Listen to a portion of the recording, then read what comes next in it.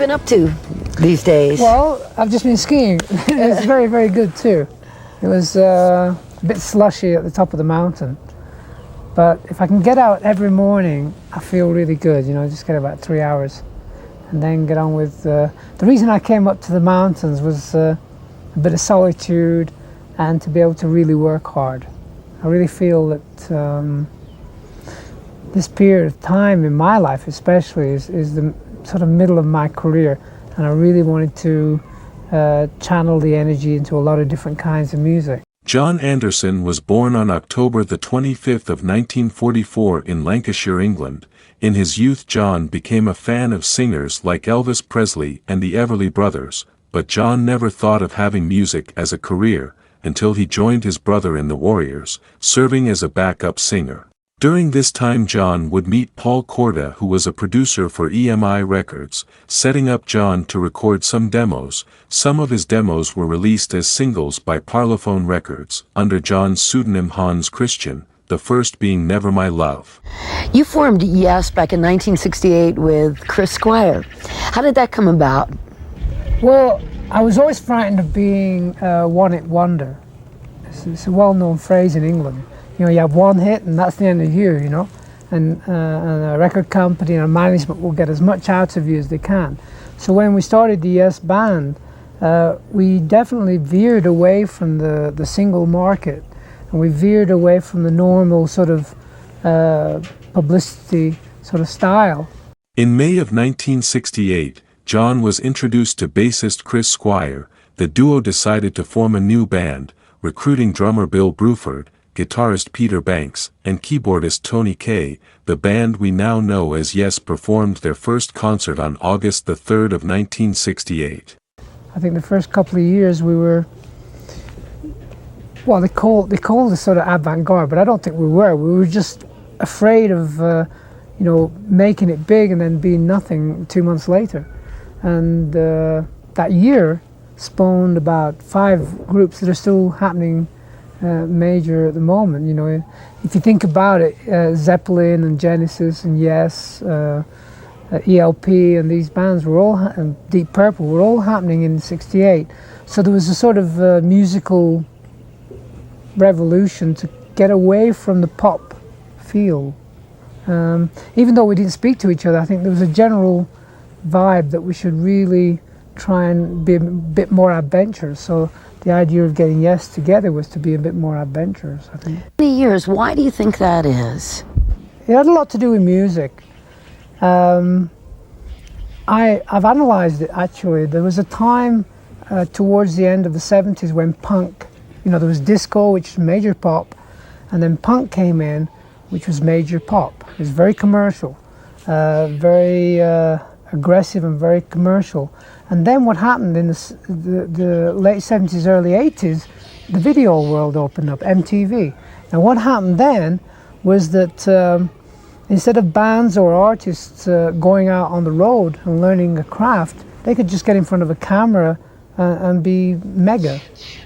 Whether they could handle it on stage or handle a big audience, it didn't matter. They were selling records and MTV was pushing that energy. And what happened over a period of 5 years, there was a sort of void of very strong talent for stage, which left an opening for bands like Yes and Deep Purple and all these guys to keep moving slowly through it. Do you remember the first time you came to America? Very vividly, yeah. What was that like for you? It was amazing to play in front of so many people every other night. You know, we were on tour with Jethro Tull, and it was extraordinary to have these audiences that were so, I don't know, they gave so much energy to us. We just got better every night. The band would in the 1970s have a string of hits, including Close to the Edge and Awaken. The band would go through several changes, including the inclusion of guitarist Steve Howe and keyboardist Rick Wakeman. Remember the dream there. I still remember the time you said goodbye. Did we really tell lies? Let's in the sunshine. Did we really count to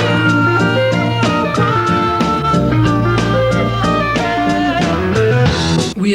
as a group and me as a songwriter, we're both still finding out about each other, the capabilities of the band. Cold summer, listening.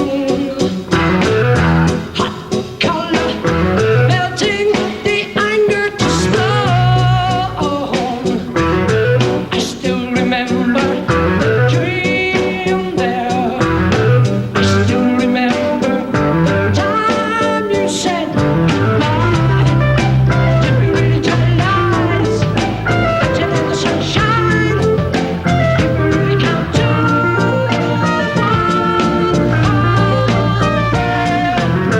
The first band I was with, it was called the Warriors, and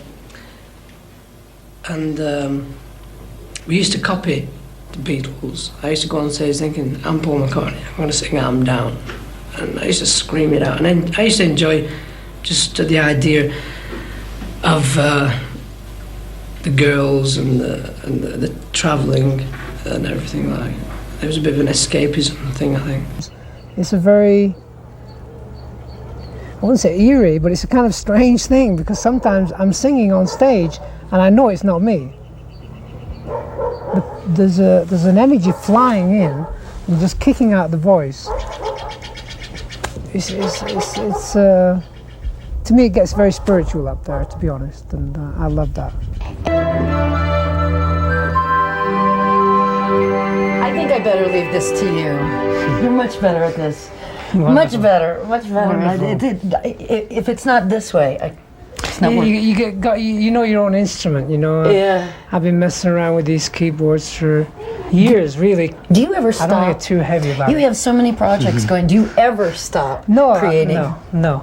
I didn't think so. I've just been very, I suppose the word is fortunate to understand that if you grow properly over the years, you can really discover incredible potential within that can manifest itself through music. So I don't think of myself only as a singer. I think I'm just learning to become a composer as well. Very interested in symphonic music and all these other stuff, you know, tons of it. Now you have this Yeah, on stage. I know. I think every time I've ever seen you. I know. Please explain that. Basically, it's a sign for an album that I recorded in 1976. It was the first solo album that I did.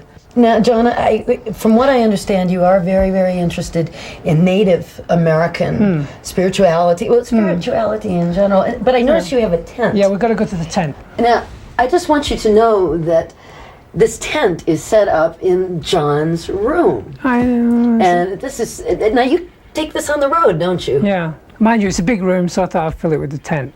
But one of the things that traveling around does to you, it gets you sort of a little bit wired up when you go to a show and you want to go backstage into your dressing room and you want it to be good in the dressing room, get ready for the show, you want to relax a bit. And usually, you know, dressing rooms are not that cool, you know, they're sort of, sometimes they're just places where people get ready for a hockey game or, you know, whatever. It's just not conducive to relaxing for me anyway. So about 8 years ago, I got this tent, and the idea was that wherever I am, I'm still in this place, you know, whatever room this tent is in, I'm still in the tent, and I've got my little things that I carry around with me, and it makes me feel more comfortable and ready to perform, and it helps me relax and meditate before a show. And as I say, I've probably got a phobia about bad dressing rooms, so this really works. So do you come in the tent while you're home? Is this Sometimes, yeah. I find it very interesting because every day I'm on tour, I'll come backstage and I can't wait to get in the tent. You know, just sit back and let the whole day pass me by, and then get ready for the show, because that's why I'm there. That's the most important thing. And the same happens, you know, when I'm working on so many different kinds of things, music and everything, that it's nice to pop in here and just relax, you know. And do you get any sort of, people sort of making fun of you, like the other guys in the Yeah, band? of course. Somehow I just can't see Chris hanging out in the No, tent. he's never been near it. you No, know. I just can't see it. I think he popped his head around the corner once, and I quickly, "Hi, John." And not many people think of it as maybe they think it's just a quirk in my imagination, but I know what it does for me, and it works. I start to think about the young kids that start watching us and pick up a guitar. Now, what is their music going to be like in, say, 10, 12, 14 years? It's going to be really incredible. There's going to be some really good things coming up. I don't think we can start to think what the music will be like in 15 years' time. March of 1980 would see the first departure of Jon, who would release solo albums and appearances on movie soundtracks. Because I was very ill, and I became very ill because a lot of it was to do with the smoke that they would use for the lighting. It's oil-based, and it affected me. It really did, and I got very sick. I was coughing up black stuff. I don't know where it came from. It's kind of... Jon would return to Yes in 1983, releasing the album 90125, the band's best-selling album to date, led by the mega-hit single, Owner of a Lonely Heart. Jon would continually record and tour with Yes, while still doing solo albums. Jon, along with Yes, was inducted into the Rock and Roll Hall of Fame in April 2017. Jon has a new album slated for late 2024, giving him 16 solo albums to go along with nearly 20 Yes albums. While Jon is an older man, he has no signs of slowing down now. And I just started thinking, okay, what do I do now? I've always wanted to do solo. So I got my guitar and I started practicing, and I put together a show, and I went on the road with my wife and the guitar, and it was the most precious fun I've ever had. I'm going to do it next year, and the year after. I'm going to do it again, because there's something about just being, it's up to you, it's nobody else. It's just up to you to make it work, and it's a wonderful pressure. It's a pressure that I like, because I know I'm getting ready to go on stage. I feel good.